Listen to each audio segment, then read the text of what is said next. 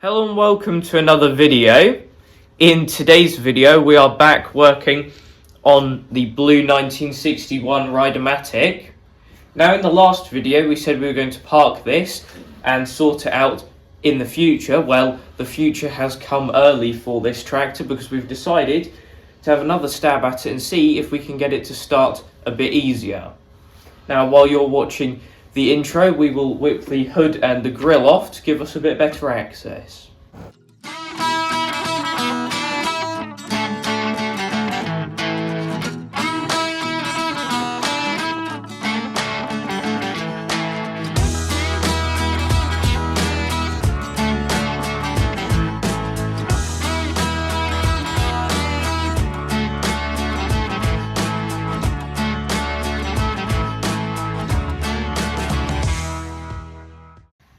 As promised, the hood and the grille are now off, and the first thing we'll be doing here is taking this piece of engine cowling off, this front piece. And what we'll be doing today is replacing the coil and the condenser in the hopes that will solve our issues of this being difficult to start. We have replacements of both, so that's all sorted, whereas before we didn't have a condenser, I don't think, which is why we weren't too keen to, one of the reasons why we weren't too keen to do the work. We're hoping that just this front panel will come off on its own. This side panel should stay on, and the top part, which means that this hood bracket can stay on. Just makes it easier if we're taking less things off.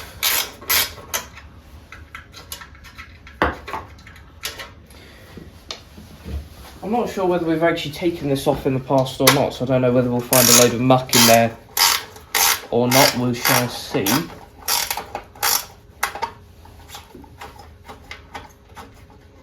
All of these are coming off relatively easily, and the bolts look pretty clean too, so I think this probably has been off in the past.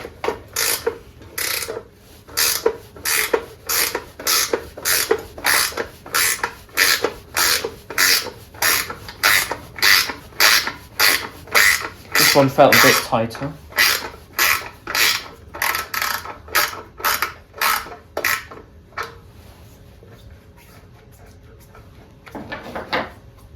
But then again, that's probably because it might be slightly moved out of line with all the other bolts out. There we are. And now, in theory, there we are. This comes off. No real amounts of muck in there, but all of these fixings look a bit damaged or scraped, so we might want to trim those back, make sure they're not interfering with the flywheel or anything like that. Next thing to do is to take this nut off, and then we can take the pulley and the flywheel off. With the tin removed, we've got the impact out, and now to take this nut off. There we are. And the spring washer can come with the pulley there. And then we'll need a puller to get this flywheel off of the crankshaft. We have the puller all set up, ready to try and pull this flywheel. And something we always do now is we always put a tap through the threads on the flywheels when we're pulling these off, because most of them haven't actually been off before, so the threads are all mucky. Just makes it 10 times easier putting these bolts in and making sure that we can put them in quite far, whereas rather than winding them in a bit and then them getting stuck on whatever muck is in there. Not sure how easy this is going to be. We put a bit of releasing agent just on the end of the crankshaft in there. That might help, it might not, we'll see whether this is going to be difficult or easy.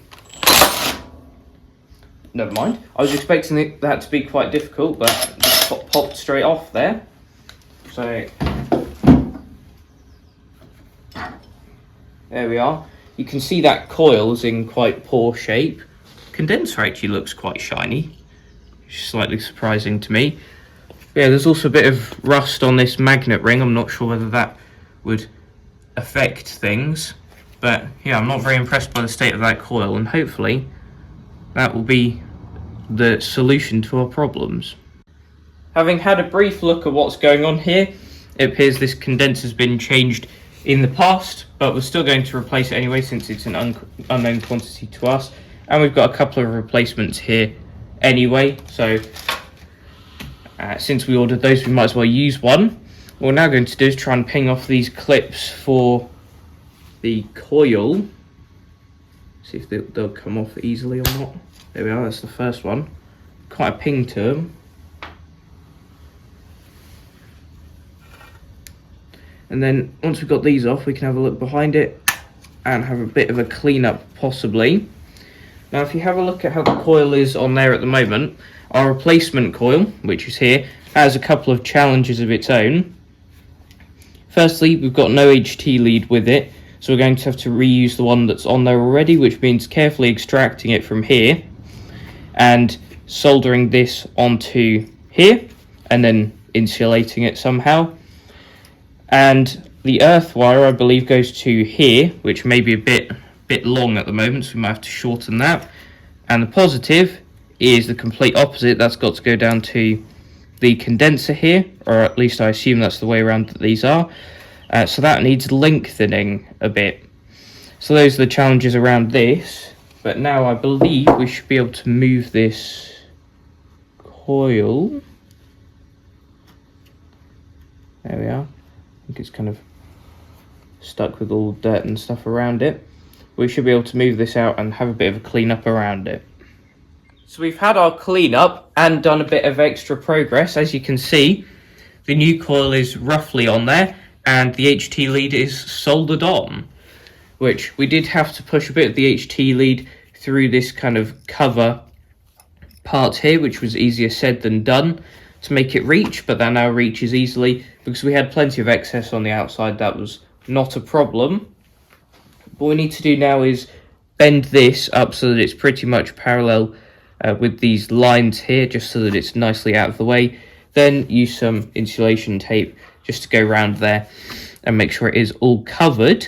Now, we were saying before about these wires seeming to be the wrong length for their functions, and we were a bit confused about the colour of the wires as well.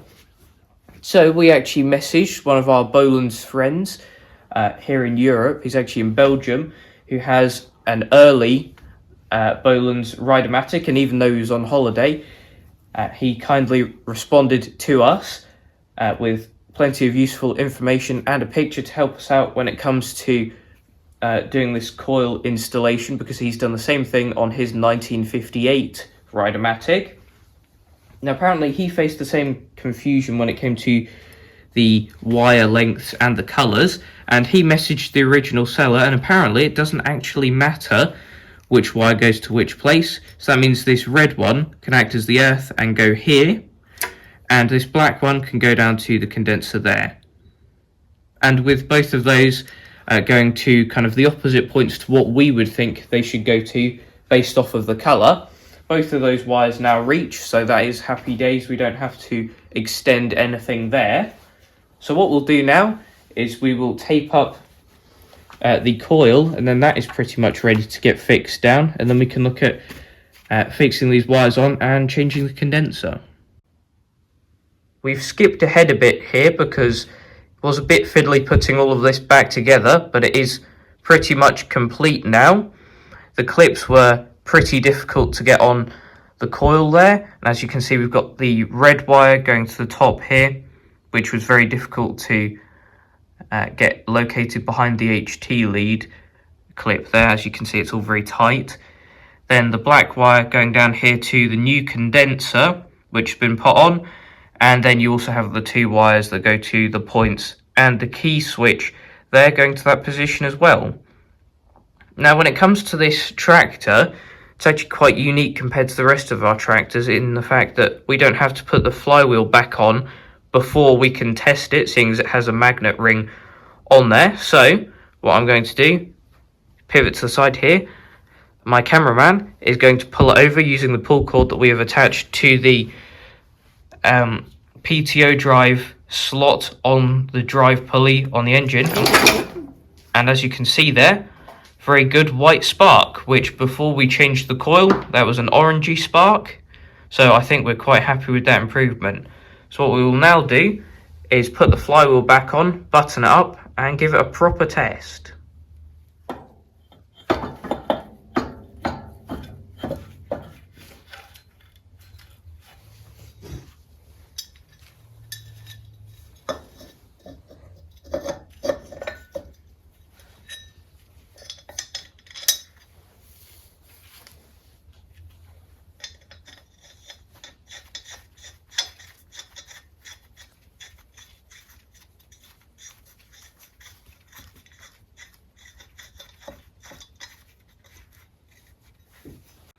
We have the crankshaft nut torqued up now, which was pretty difficult because, I mean, how do you hold it when you're trying to torque that to 85 to 90 foot-pounds? And we didn't really fancy sticking anything in the fins of the flywheel to do that because we didn't want to risk breaking them either. When it comes to the bolts for this cowling, 3 of them are longer, and then you have one quite short one here, which is this one, and this must go into this hole here on the side because it is very close to the flywheel, so it's shorter so that it doesn't scrape on it. I'll just loosely put all of these in first before tightening them up. See if I can push this up a bit. Always a bit difficult to get these cowling pieces fully lined up and not cross-threaded.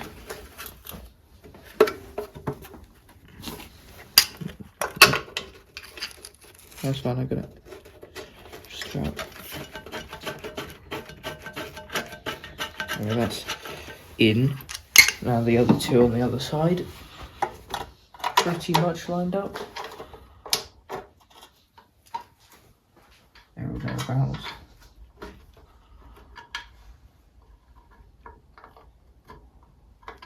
Maybe it isn't very lined up.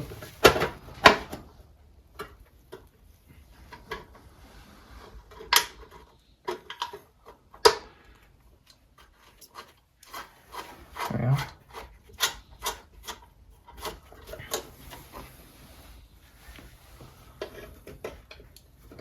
And the final one, and then these just need tightening up.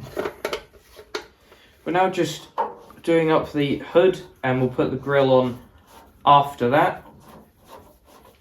And once we've done both of those 2 things, this can be taken off the bench, see how easily it starts, then possibly, if all goes well, go for a drive.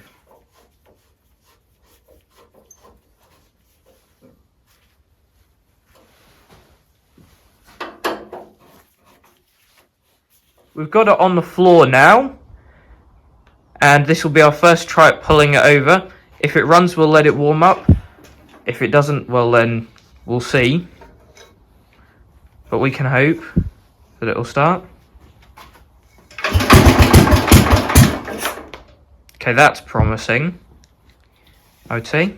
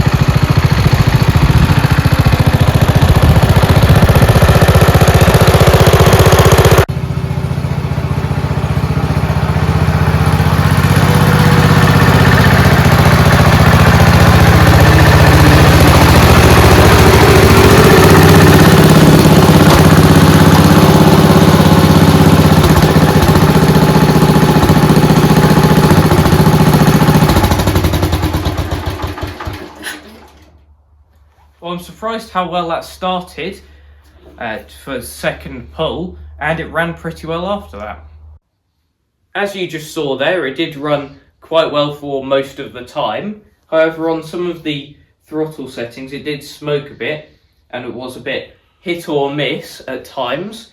So we think that that might be a carburetor issue because we've only just put a new one on and haven't had enough time to adjust it yet. We might actually go back to the old carburetor, because if the coil was the problem when it came to starting it, then that old carburetor had nothing wrong with it, and we might as well put it back on because we know it ran smoothly with that carburetor on there.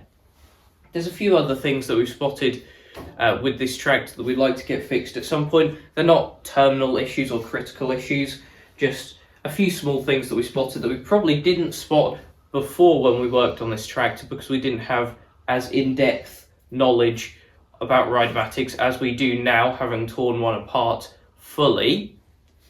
Now, today we set out to make this easier to start, which I think we have succeeded in. As you saw on the video, that was literally second pull, and we hadn't done anything beforehand. It literally been just been sitting since the last video on this tractor, so I would call that a success. And that was originally why this got chucked in storage, was because we couldn't be bothered with all the hassle of starting it, but that is now gone. So this should become quite a useful tractor, and we can now say that this is properly working again. So this brings us up to 5 working Rideamatics now. Before we started the 3 Rideamatics project, we only had 1, that being our gold Honda engine 1962 Rideamatic, but as I said, we're now up to 5, and that could quite easily become 6 soon, because hopefully we'll be moving back to our 1960 Rideamatic mechanical restoration and finishing off the jobs on that. So hopefully in the near future that will become 6 working Rideamatics. But for now, that is it for this video. Thanks for watching, and I'll see you in the next one. Bye.